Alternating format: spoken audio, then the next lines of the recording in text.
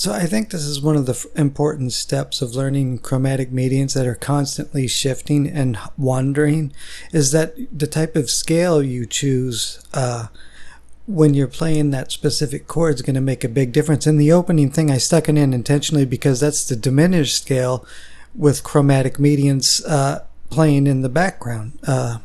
Well, in the wind parts, but that's not the point. So piano players, please forgive me. Sometimes I'm on point and sometimes I'm just terrible because I mostly just write music. So if you have a major chord, okay, well, you have all these choices of scales that will fit over this. And I didn't write them all out either. You have the major scale, you have Lydian, you have Mixolydian, and stuff like unique scales like harmonic major, Mixolydian flat 6, Phrygian dominant, Lydian flat 7. I mean, you don't have to know all these. Even stuff like Mixolydian flat 2, okay, which is derived from the harmonic major scale. So I didn't write down all the possibilities, but I think it's important that people learn it. So like on the E chord, that's related to a chromatic median, E major, Lydian, Mixolydian, and of course harmonic major, Mixolydian flat 6, the unique scales, Phrygian dominant, Lydian flat 7. Keynote, and you know, I did do the Mixolydian flat 2 before, so I stuck it in there. So let's say we do a chromatic median shift from C to A. What scales can you choose? Well, any of them actually, but if I do this Lydian thing like this, the Mixolydian scale over A kind of fits nicely with those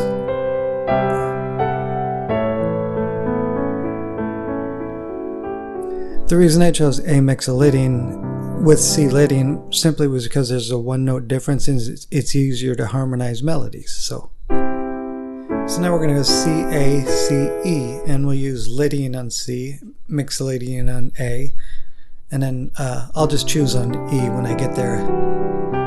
Lydian, C, A, Mixolydian. I'm just going to choose on C Lydian. Okay. E Lydian. So, and film composers use stuff like this a lot. Just these. Okay, so let's do something like this.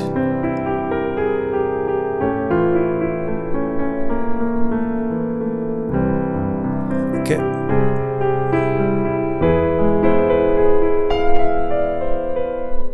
Okay, I chose the same chord sequence, but I chose C Mixolydian flat 6, and on the A we did Phrygian dominant, and on C Mixolydian flat 6, and then on the E Phrygian dominant. Okay, you could do stuff like that and it's going to sound slightly exotic. And the thing with these dominant scales in the flat 6 is that kind of sounds mysterious. If I could do something like a E, C, to A, and exploiting that flat 6, it sounds very mysterious. So I haven't done anything with major, so we're going to go C major to A flat Lydian. C major, A flat Lydian over the A flat chord. Sounds actually kind of pleasant.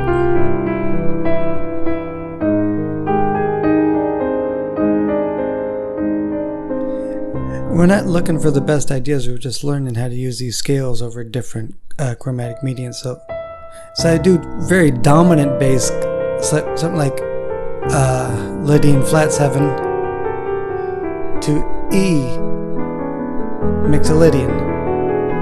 We kind of have that impressionistic feel, especially with that flat 7 like that.